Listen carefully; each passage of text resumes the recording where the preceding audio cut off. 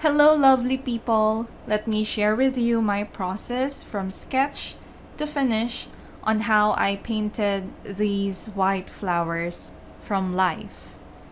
A quick story behind this painting. I wasn't really planning to paint the day I recorded this video, but when I saw this arrowhead flower on the ground, I cannot resist painting it. White flowers are a tricky subject for me, so I have avoided painting them before. But now that I'm more comfortable with this medium, watercolors, I guess I can't avoid it anymore.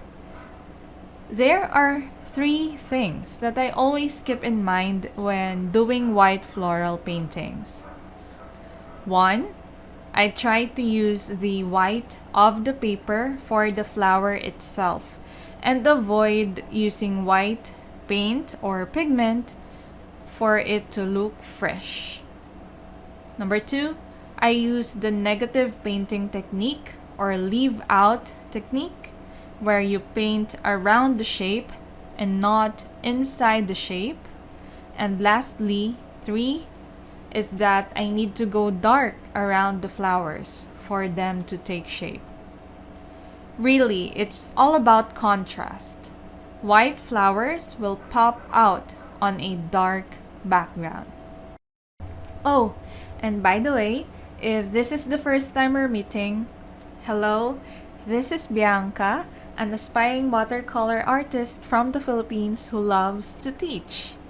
I have been painting with watercolors for 3 years now, and I made it a habit and a commitment to myself to pick up a brush and paint every single day, even for just a few minutes. Yeah. And with everything that I've learned from books, watching videos like this, attending workshops, taking online courses, and even joining exhibitions and competitions, I am so happy to be able to share with you what I know so far with this medium and show you the joy of painting. So if you have any questions, feel free to comment them down below and I'll get back to it soon as I'm free. Right, sorry for the long intro, but I'm sure you saw what I did here. I am basically copying the shape and the shadows of the flower. You can go darker on your pencil sketch since layers of paint will surely make them almost impossible to see.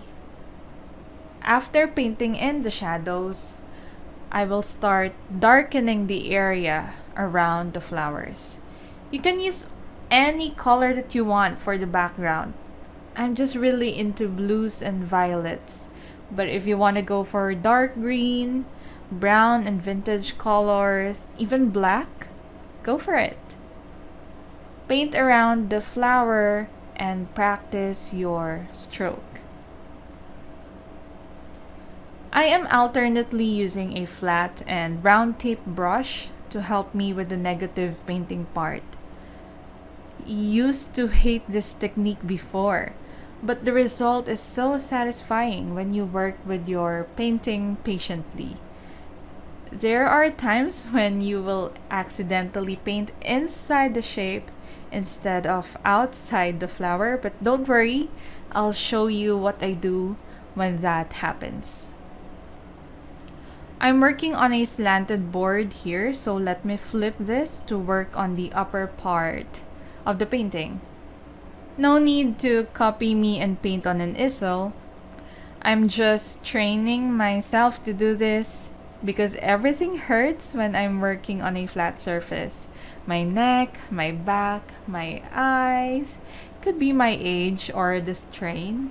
Anyways, I'll continue darkening the background area.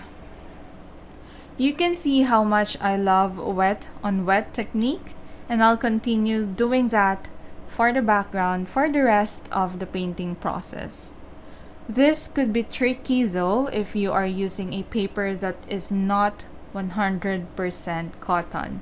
So make sure to observe how fast your paper dries That's also a cue that you need to work just a bit faster, especially during summer. I am being careful not to draw an outline or a strong line around the flowers, or it will look like a flat drawing or a cartoon. So when adding layers on my background, you can see that I'm also working on the four corners of my painting because they're also a part of the whole painting, right? This looks kinda messy at the moment, but it will make sense later. I have here a magic sponge, or what they call a melamine foam, which I purchased from a thrift shop called Daiso. And I'll use this to lift up some of the paint that got inside the flowers. I lightly scrub it on my paper and lift up or kind of erase those paints that I need to remove. Don't worry, if you don't have this sponge, you can use a synthetic brush as an alternative. Wet the brush, lightly scrub it on the paper, and pat it dry with a paper towel. Same technique, lifting, and almost the same effect. It's just a lot easier to use the sponge, honestly. I'll go even darker on some parts of the flowers since I'm not satisfied with how this looks.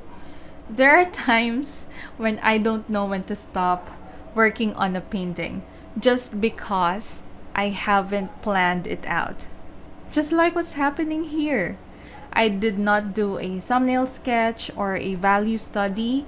I did not create a color swatch nor a small color study, but I just used my favorite colors. Nor did I do a mini painting and just painted on impulse. And since there's no planning involved, it's quite hard for me to decide when to stop. I'll be thrilled to see your version if you painted along, or if you just watched this video, leave a comment so that I could say hi. Okay, I peeled off the masking tape here, but after resting my eyes and looking at the painting again, I realized that this would look better with some touch of greens. I wasn't able to catch it on camera also, but I made the center of the flowers darker. And here's our arrowhead flower painting.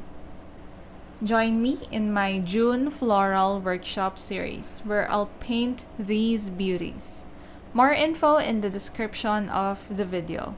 Thanks for watching. Bye!